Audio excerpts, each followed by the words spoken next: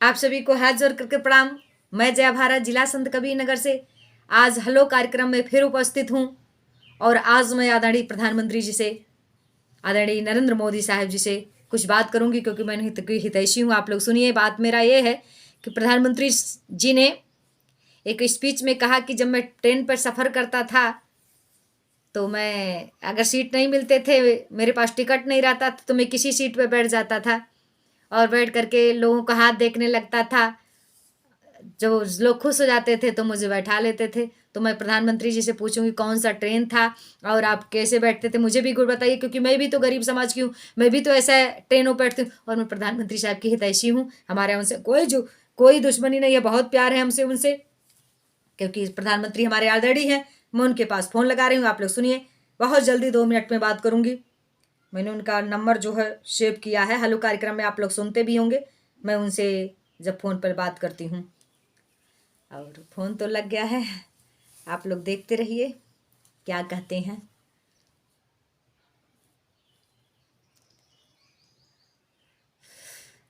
Hello sir, प्रणाम जी। मैं जया, संत कबीर नगर से। अरे सर, मैं जया भारत, आपने जया किशोरी जी को और मैथिली ठाकुर को, सभी को बुला करके सम्मानित किया, अच्छा लगा। और एक जगह मंच तो जी, कैसे देख रही थी? अरे मैं देख रही थी सर, मुझे बहुत अच्छा लगा। अब एक नारी समाज को जब सम्मानित करते हैं तो बहुत अच्छा लगता है। हम भी बेटी हैं मैथिली और जया की एज की, और मेरा भी नाम जया ही है जी।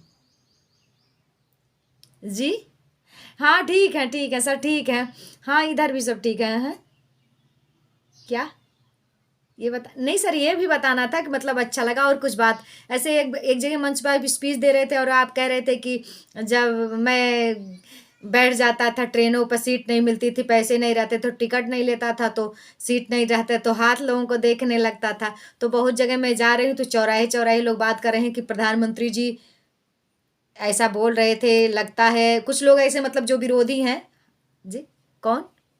हम थोड़े विरोधी हैं, जो विरोधी ना, हम तो आपके शुभचिंतक हैं। जी जी सर।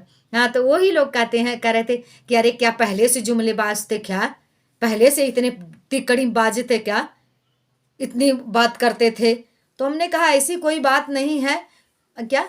जी जी जी, हमने समझाया कि प्रधानमंत्री साहब गरीब थे, उनके पास पैसे नहीं रहते थे, टिकट नहीं लेते थे, तो जब सीट नहीं रहा तो बट सफ़र करना रहता था, किसी तरह से सीट मिल जाए तो लोगों का हाथ देखते थे तो लोग फंस जाते थे। तो कुछ लोग हमसे कहे अरे इस तरह से फंसाते फंसाते पूरे देश को फंसा लिया। हमने क्या कहा, क्या फंसा लिया? तो सर मैं आपसे ये पूछना चाहती हूँ कि इस बात सही है कि गलत है? आप देखते थे हाथ ट्रेनों में बैठ करके? कौन से ट्रेन में सर? जी, अच्छा। नहीं, लोग कहते हैं, प्रधानमंत्री साहब कहते हैं मैं बहुत गरीब था, बहुत गरीब था। और एक बाइक है, बहुत अच्छी बाइक, उसमें आप युवा अवस्था में उसमें बैठे हैं, लोग दिखा रहे हैं ये ही गरीब हैं। आज 50 साल पहले इतने सुंदर बाइक पर चलने वाले। तो हमने कहा भाई, अपने मेहनत से प्रधानमंत्री जी हवाई जहाज पर चलते हैं। तो मैं आपसे पूछ रही हूँ सर, ये बात सही है गलत? क्या? नहीं, कोई नहीं सुन रहा, मैं अपने खुद पूछ रही हूँ और किसी से नहीं बताऊंगी। जी सर। अच्छा, ओके सर। अच्छा, ये बात गलत है, मतलब आपके पास पांच पांच भाई थे और आप सबसे छोटे थे सर, और आपके पिताजी थे, आपकी मम्मी थी, सभी लोग थे। और अगर आप अच्छे घर के ना होते तो उस जमाने में पढ़ी लिखी लड़की से शादी नहीं होती। सही बात कर रहे हैं।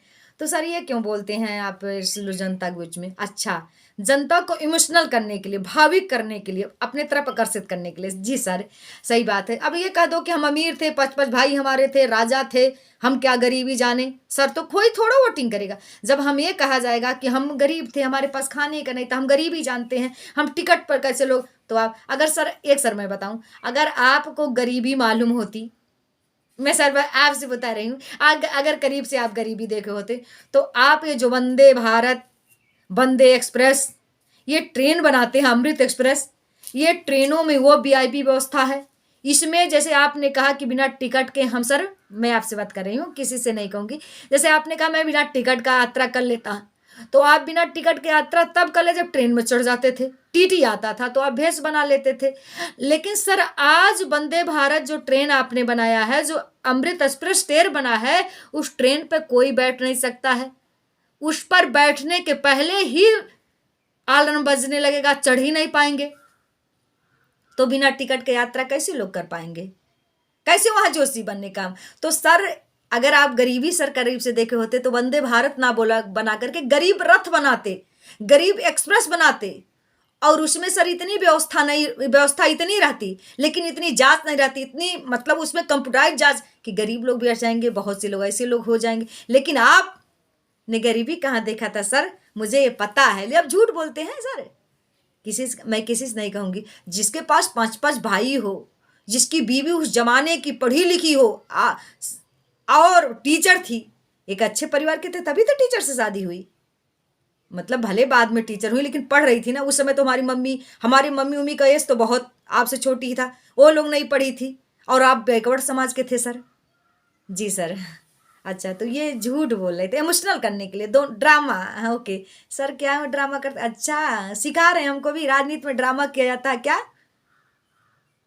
अच्छा, चर्चा पर्चा और खर्चा, किसी माध्यम से आपका चर्चा होता रहे और किसी पर्चा छपता रहे और नारा लगता रहे, चर्चा पर्चा खर्चा, तब राजनीति होता है सच्चा। जी सर, जी सर, मैं समझ गई। तो सर ये बात गलत है। जी जी जी। अच्छा, तो लोग कह रहे थे क्या, लोग यही कह रहे थे कि क्या बहुत पहले से क्या फरेब बारते थे, कहा बहुत जुमले बाजते थे। हमने क्या क्या जुमला करते हैं, तो कुछ लोग कहे अरे क्यों नहीं 15 लाख का वादा किया, 15 लाख का वादा किया। हमने कहा किया वादा, चुनाव लड़ रहे थे तो कर दिया वादा, मुंह से निकल गया। 15 लाख का सर मैं ये कह रही हूँ, अगर 15 लाख लोगों को आप देंगे तो 15 लाख का ये सूट कहाँ से पहनेंगे। तो ये लोग मूर्खों को तो पता नहीं है कि 15 लाख हमको दे दो, प्रधानमंत्री कहाँ जाए, विदेश में जाएंगे तो का 2,000 का कपड़ा पहन के जाएंगे, का कम से कम 20-25 लाख का कपड़ा पहन के तभी तो लग जाएंगे भारत के प्रधानमंत्री हैं। या इन मूर्खों का क्या पता है। नहीं, इन लोग को हम समझा लेंगे सर। जी, तो मतलब इमोशनल ये ड्रामा था कि आप हाथ देखते थे ट्रेनों में बैठ करके, वरना कि आपके पास पैसे, आपके पास सर 5-5 भाई थे, आपके मम्मी पापा थे, आपकी उस समय शादी हुई थी जिस समय इस देश में महिलाएं बिल्कुल पढ़ी लिखी नहीं थी, और आपकी पत्नी उस समय पढ़ी लिखी थी, आप अच्छे अच्छे खानदान के थे, गुजरात के थे, अमीर थे। लेकिन इमोशनल ये लोगों को दिमाग को भ्रमित करने के लिए और भाविक करने के लिए ये बोलना पड़ता है। जी सर, जी सर, ठीक है, और सब ठीक है सर। एक बात कर रही हूँ, जया किशोरी जी को, मैथिली ठाकुर जी को आपने जो सम्मानित किया है, मैं 5500 गांव चली हूँ, 2700 कॉलेजों में बोली हूँ, 72 घंटा का स्पीच है, मैं कभी भी हूँ, मेरे किताब लिख रहा हूँ, ये देश तुम्हारी दशा देख, तमाम तुम मुझे भी सम्मानित करिए, लेकिन हमको मत सम्मानित करिए सर, क्योंकि हमको सम्मानित करने में अच्छा नहीं, क्योंकि मैं तो सच्चाई बोल देती हूँ सर, कहीं भी सच्चाई होता, और सच्चाई करने वाले बोलने वाले को तो आप करते नहीं हो, जो आपसे जुड़ा रहता आपका प्रचार करे।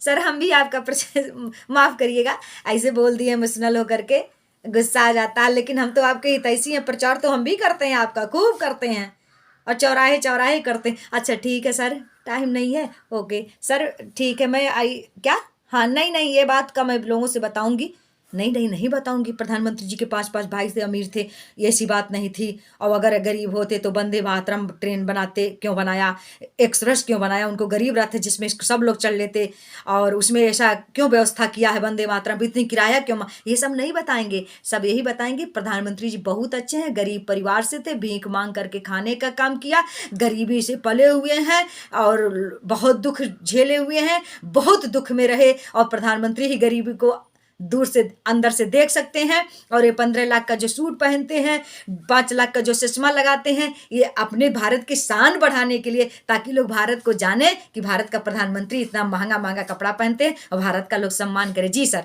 मैं ये सब कुछ नहीं बताऊंगी, और लोगों की आपकी खूब चर्चा बताऊंगी कि प्रधानमंत्री बहुत अच्छे हैं, घबराओ नहीं, अब की बार उस बार 15 लाख कहे थे, अब की बोलेंगे 30 लाख देंगे, और जब जीतने के बाद फिर देखा जाएगा। जी सर, क्या हमारे तरह हो। जी सर, तो चेला किसकी हूँ, तो बुलाइए, हमको भी सम्मानित करिए, जल्दी से कैबिनेट मंत्री में स्थान दीजिए सर, तब वहीं पार्लियामेंट में बहस होगा कि हम कौन है आप कौन है। जी सर, जी सर, थैंक यू सर, जल्दी आपसे मिलते हैं, ओके।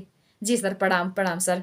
अरे आप हमारे देश के प्रधानमंत्री हैं, आपसे बात हो जाती है तो आत्मा गदगद हो जाता है, बहुत खुशी मिलता है सर, प्रणाम। लेकिन ठीक है, मैं सबसे चर्चा करूंगी और आपके बारे में बताऊंगी कि प्रधानमंत्री जी अगर 15 लाख नहीं दे पाए, कोई बात नहीं, अब की बार वोटिंग कर दो, सीधे 30 लाख खाते में आएगा। जी सर। नहीं, सभी लोग अच्छे कर रहे हैं, कोई बुरा नहीं कर रहा। यही लोग कह रहे हैं प्रधानमंत्री जुमलेबाजी करते हैं। क्या हमने कहा अब जुमलेबाजी वाला शब्द निकल गया, अब प्रधानमंत्री का दूसरा शब्द आ गया, वो गारंटी, मोदी जी की गारंटी। अब ये शब्द का आप लोग प्रयोग करिए। उस बार 15 लाख देने का काम कहा, नहीं दिया, तो उसको जुमला समझो चाहे फेक समझो। अब की बार गारंटी, मोदी की गारंटी, 30 लाख मिलेगा चुनाव जीतने के बाद। आप लोग एक बार प्रधानमंत्री फिर से बनाइए। जी सर। क्या सर? ठीक है, लगे रहेंगे तो क्या, सम्मानित करेंगे हमको मंच पर। सर सम्मानित करिए चाहे ना करिए, हम प्रचार आपको कर देंगे और आप तीसरी बार प्रधानमंत्री बनिएगा। चाहे इन लोगों को 30 लाख दीजिएगा चाहे ना दीजिएगा, लेकिन हम भी इन लोगों के बीच में वादा करेंगे कि 30 लाख मिलेगा जब प्रधानमंत्री होंगे। जी सर। जी सर, अच्छा ठीक है सर, प्रणाम प्रणाम सर।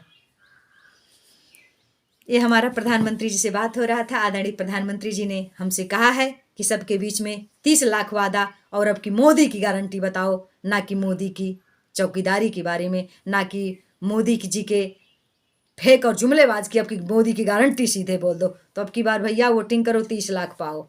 आप सभी को बहुत बहुत धन्यवाद। हमारी वीडियो को देखें और शेयर सब्सक्राइब करके बोलें कि हमने सही कहा कि गलत कहा।